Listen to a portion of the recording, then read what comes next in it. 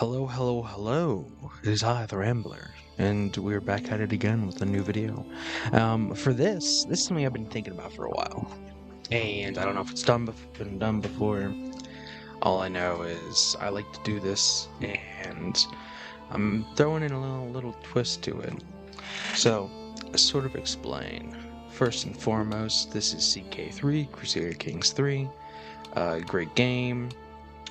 What we're going to be doing is what I'm going to call, wrote it down here somewhere, the War of Kings. So, what I mean by this is we're going to go to the earliest start date. What I would usually do on my own time, and could be a fun video on its own, is create this person, create another dynasty, then name them, and then make multiple rulers all across the map. And then I'd either play as one of them and go through it, and it would be very easy. I'm not like the most competitive or like super need to have hardcore stuff through this. Plus, CK3 is a Paradox game. Paradox games aren't always the most understandable, and so I don't know everything about the game. So of course there's stuff I don't know. So it's just easy to play it on. Very easy. The idea is you make a bunch of these and spread them out and just kind of see how the world changes. Do they go to war? Do they do this? Do they do that? Some cool stuff like that. What we're doing, the twist on this, is we're gonna try to get an AI involved. So there's a lot that can be done here. And for the sake of giving them good starts, they're gonna be heterosexual as well. But yeah, so I'm just gonna try to use basic chat GPT voice mode for this. Yeah, so we'll see how this goes. Chat GPT, which of our 6 rulers do you think is gonna have the most impact on the world, or be like the last one standing?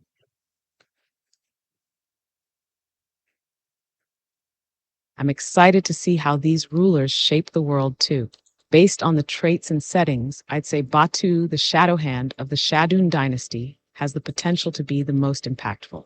His conniving nature, focus on intrigue, and mastery of manipulation could allow him to outmaneuver rivals, control powerful factions, and even potentially expand his influence through diplomacy or sabotage. His ability to play people like puppets makes him a dangerous, long-lasting force. That said, Vladislav the Steadfast of Polenia could also be a serious contender, depending on how well they can navigate the challenges of establishing their kingdom. If they can unify their people under orthodoxy and play the long game, they might eventually rival more established powers in the region. What do you think? Who are you most excited to see in action? So your 2 picks of Vladislav and Batu are pretty interesting, I think. I think Batu is definitely the most interesting because they're the one you've kind of designed to be the most, I guess, power hungry or problematic as an aggressor. I think I mean, it's hard to say. I mean, to go against what you think, but that's enough speculation. Let's get into it. You ready? I'm ready. Let's see how these rulers shape the world and where their ambitions take them.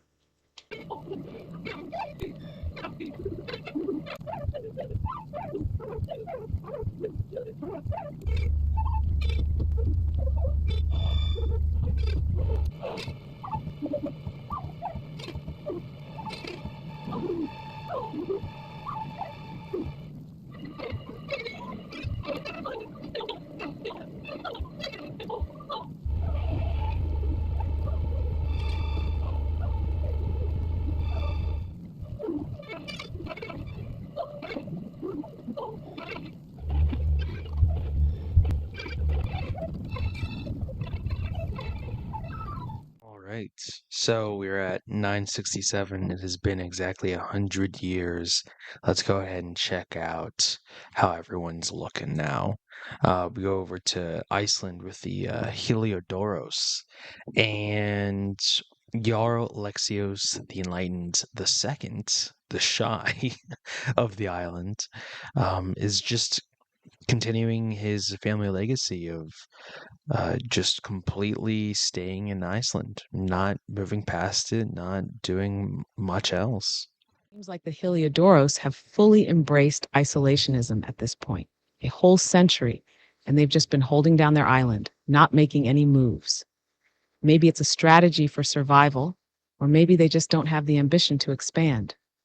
Do you think there's any chance they'll break the cycle, or is this just their fate now? Well, I'm thinking that we're gonna stop it here 100 years. Maybe in the future we can do sort of a sequel thing to this. But on a scale to 1 to 10, or if you'd prefer almost like a grading scale from like A to F, what would you rate the Heliodoros of Iceland's overall, I guess, competency or just being a ruler? If we're talking about ambition, expansion, or making a real impact on the world stage, they're sitting at a D, maybe even a D. They never took any real risks or tried to grow beyond their island, which makes them more of a footnote than a major player. So I guess it depends on how you look at it. Do you think their approach was smart or just painfully dull? Painfully dull, I think. The CK3 is a game of being Crusader Kings and conquering and expanding, and it seems like the Heliodoros just weren't into it.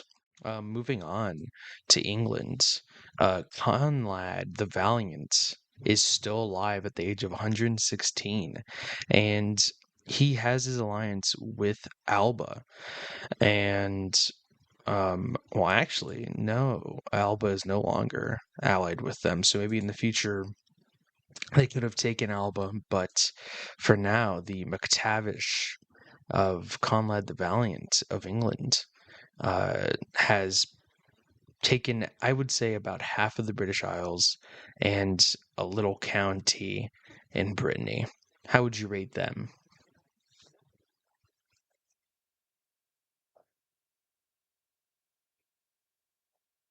I'd give Conrad and his dynasty a solid B plus, maybe even an A if we're being generous.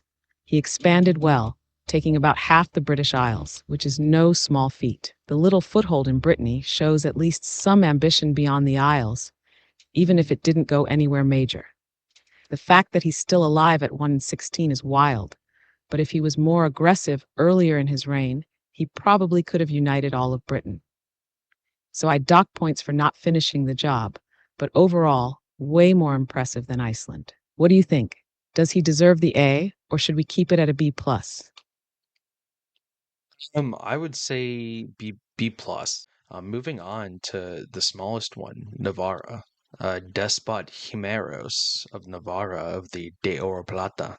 They lost their territory, were stuck with one county for a really long time, but finally were able to regain at least a little bit of their land back, having allied with strong nations, West Francia, England, from our friend Despot Conland. Um, they're once more kind of surrounded by bigger nations, though, not really able to take advantage of the fact that everything got really small in the Iberian Peninsula. So, what do you rate them?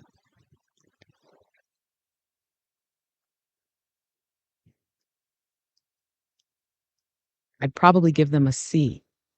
They get credit for sheer survival, especially after being reduced to a single county for so long. Regaining some land is commendable, and their alliances with major powers like England and West Francia definitely kept them in the game. But at the end of the day, they never really capitalized on the chaos in Iberia. If they had been more aggressive when things fell apart, they could have made real gains. So they did okay, but they were more reactive than proactive. What do you think, C, or do you want to be harsher? I think C is fine. I do respect Navarra's surviving more than I respect Iceland's isolationist to our first empire that was created, Carpathia. Starting with just the small county of Salerno, they slowly took over Italy and the Mediterranean, and then moved all the way up to where Poland is. And took a lot of the Byzantine Empire's territory.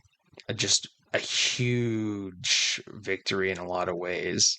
Their original ruler, the first of the dynasty, is still alive, Leonardo the Scholarly, and of the Venerati.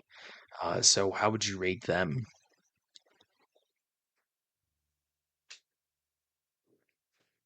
Carpathia is easily an A, maybe even an A plus. Starting from a small county in Salerno and expanding into a full-blown empire that rivals Poland is an incredible achievement.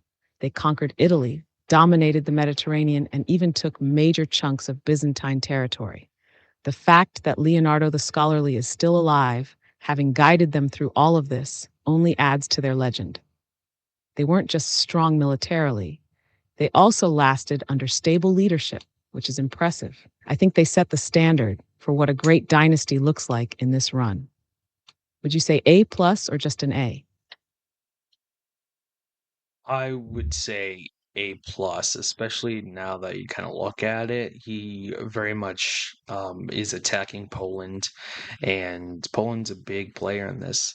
And looking at the people he's killed so many people, so many rulers he has killed um, through assassinations and just warfare, which is actually really impressive what he's done. Wow, there's so many people here actually. Um, and he's even killed one of the emperors of the Byzantine one time. That's uh that's crazy. Moving on to kind of their rival, the Empire of Poland. Right now, they are losing wars. They're still very huge, starting with a small county and expanding all the way into Scandinavia, going into Eastern Europe, almost to Asia. They're in Eurasia and expanding almost to Germany as well. They are huge. I would think based on the way it looks, they might be slightly bigger than Carpathia, but they are starting to lose some of their luster. They're uh, on a, I think, third or fourth uh, heir now, and they're starting to lose their wars. But how would you rate them overall?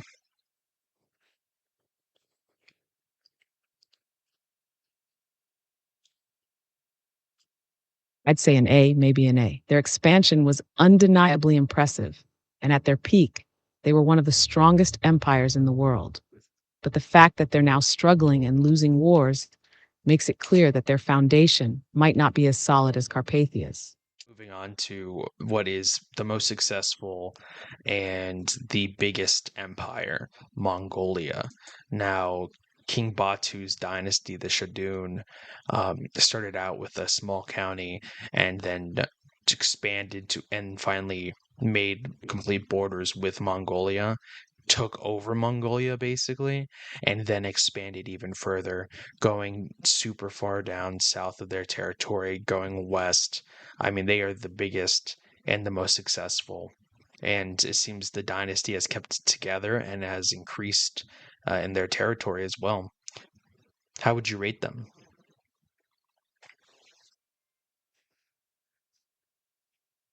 I think they have to be an S tier empire. Not only are they the largest, but they've also managed to hold it together across multiple generations. The fact that Batu's dynasty is still leading and even expanding despite succession changes shows incredible stability. They're not just a massive empire, they're a functional, massive empire, which is rare in CK3. The only real downside is that they might be overextended, and if internal struggles ever start, it could all fall apart fast. But for now, they're undeniably the most dominant force in the world. Would you say S tier 2, or do you think they fall just short? Definitely S tier. I would say if there was an S tier, it would be King Batu of the Shadun in their Mongolian Empire. Looking at it, he killed just as many people as the Carpathian Leonardo did, um, and they're even bigger. So I think if we had to rank them, Mongolia would be S tier. So like from best to worst, it would have to be Mongolia, Carpathia, Poland, England. Navarra, and then Iceland.